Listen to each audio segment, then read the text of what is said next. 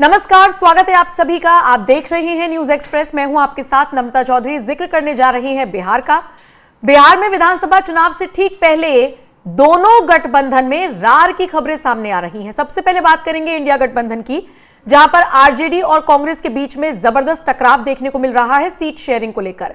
खबरें तो ये तक हैं कि बिना राहुल गांधी से मिले, बिना खड़गे से मुलाकात किए तेजस्वी यादव वापस पटना लौट आए हैं। और सबसे दिलचस्प बात यह है कि पूरा लालू परिवार जिस वक्त दिल्ली में था, उम्मीद कर रहा था कि कोर्ट कचहरी का काम तो 1-1.5 बजे तक निपट गया है, कहीं ना कहीं से तो बुलावा आएगा, लेकिन बुलावा भी नहीं आया।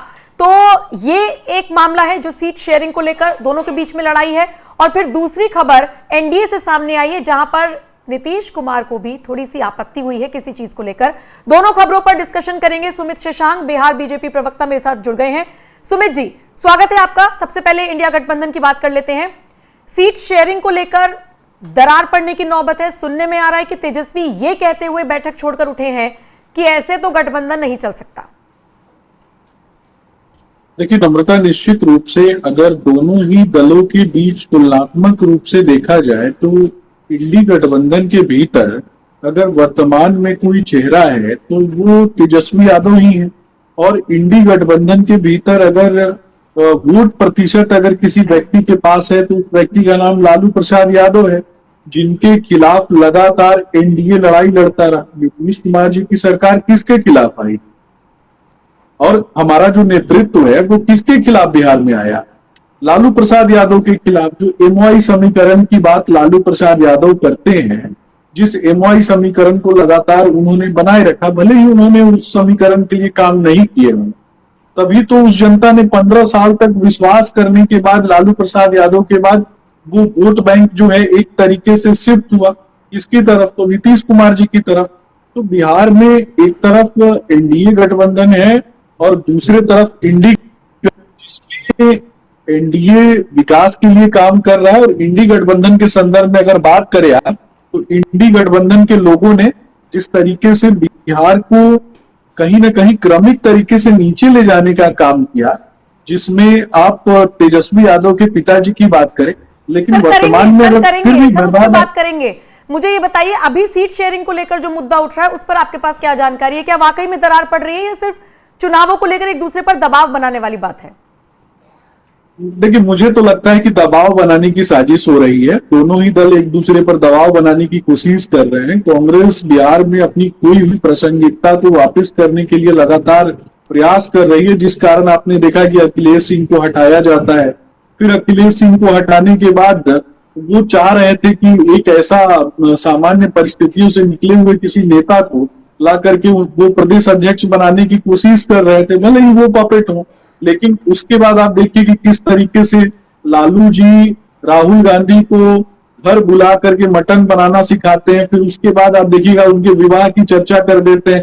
फिर उसके बाद घर जाने पे जो एक बिलो स्टैंडर्ड जाकर के जो बातें करना, मतलब इंटरेस्ट नहीं लेना, पॉलिटिकल चीजों पे बात करने के बजाय गाय भैंस इन चीजों में ले जाकर के व्यस्त करना, इसका बदला कहीं ना कहीं राहुल गांधी ने कृष्णा अल्लावरू को प्रभारी बना करके लिया। और लास्ट तक आप देखिएगा कि तेजस्वी यादव का नाम निकल करके नहीं आया, तो इस कारण से तो नाराजगी थी। और उसके बाद आपने देखा कि यात्रा भी होती है, उस यात्रा में तेजस्वी जी को पीछे रखने का काम किया जाता है। राहुल गांधी का तो बिहार में जनाधार नहीं है ना, तेजस्वी यादव का जनाधार हो सकता है, लालू जी के बेटे का जनाधार हो सकता है, लेकिन राहुल गांधी तो सिर्फ चुनाव में आते हैं। तो मुझे लगता है इस कारण से तेजस्वी यादव इस बात को अच्छे से जानते हैं कि जो स्पेस तेजस्वी यादव लालू यादव को तेजस्वी राहुल गांधी को दे रहे थे, वो उनको लगता है अब वर्तमान में कि उतने स्पेस के लायक राहुल गांधी नहीं। लेकिन ऐसा पॉसिबल लग नहीं रहा है कि इनका गठबंधन टूटेगा चुनाव से पहले, क्योंकि इनके पास कोई ऑप्शन नहीं है। पहली चीज तो ये ठीक है। वैसे मैंने आपकी बात समझ ली। अब जरा दूसरे गठबंधन पर आ जाते हैं, जो आप वाला ही है। आप वाला मतलब आम आदमी पार्टी वाला नहीं, आप वाला एनडीए। सुनने में आया नीतीश कुमार भी कुछ मुद्दों पर नाराज हुए हैं। पार्टी ऑफिस में बीते दिन संजय झा को उन्होंने लताड़ा है, डांटा है किसी बात पर। देखिए नम्रता जी, ये तो जदयू के अंदर की बात है और इस विषय की जानकारी मेरे पास नहीं है। मीडिया नैरेटिव, मीडिया परसेप्शन और ये सारी चीजें, चुनाव का दौर है, अंतिम दौर है, तो इस समय में ये सारी चीजें चलते रहती हैं। परसेप्शन हो गया। अभी इंडिया गठबंधन पे आप 5 मिनट बोल गए, ऐसे थोड़े ना चलेगा। नहीं, मतलब कुछ नम्रता ऐसा हो जी, सकता है आपको नम्रता- खबर ना हो, सब ठीक है। नम्रता जी निश्चित रूप से सारी चीजें ठीक हैं। और ये जदयू के अंदर की बात आपने मुझसे पूछी है, आप भारतीय जनता पार्टी के अंदर की बात पूछिए ना मुझसे, मैं बताऊंगा। भारतीय जनता लेकिन पार्टी ये और जदयू जेडीयू के बीच चिराग पासवान की पार्टी जो है एलजेपी आर, उसमें सारे सब चीजों में सब ठीक है, कुल मिलाकर एनडीए गठबंधन में सब ठीक है। निश्चित रूप से गठबंधन के अंदर सारी चीजें ठीक है। मैंने बोला ना कि चुनाव का अंतिम दौर है, परसेप्शन में सारी चीजें जो है लोग कयास लगाते रहते हैं, कयासों से बचना चाहिए। चुनाव जो है वो हम जीतने जा रहे हैं। बिहार में एनडीए पूरी तरीके से एकजुट है, और वो अपनी सीटों के लिए एकजुट नहीं है, वो आम जनता के लिए एकजुट है। जंगल राज की पुनरावृत्ति ना हो, बिहार में फिर से युवाओं के लिए सरकार बने, युवाओं को प्रतिनिधित्व मिले, युवाओं को सीटें मिले और युवा प्रतिनिधि चुन करके आए, इसके लिए भी हम काम कर रहे हैं। आपको लगता है ये फैक्टर आरजेडी के अगेंस्ट में जाएगा? जिस तरीके से लालू परिवार पर आरोप तय किए गए हैं, कोर्ट ने कहा है 420 के तहत मुकदमा तय किया जाए, आरोप तय किए जाए। देखिए नम्रता जी, 420 की अगर बात होती है तो ये तो 420 नहीं 440 बोलिए इन लोगों को। और ये बात आज से थोड़े ना लोग जानते हैं, ये बात तो पूरा बिहार पहले से जानता है कि इन लोगों ने क्या किया। बहुत आरोप लगाने की आवश्यकता नहीं है।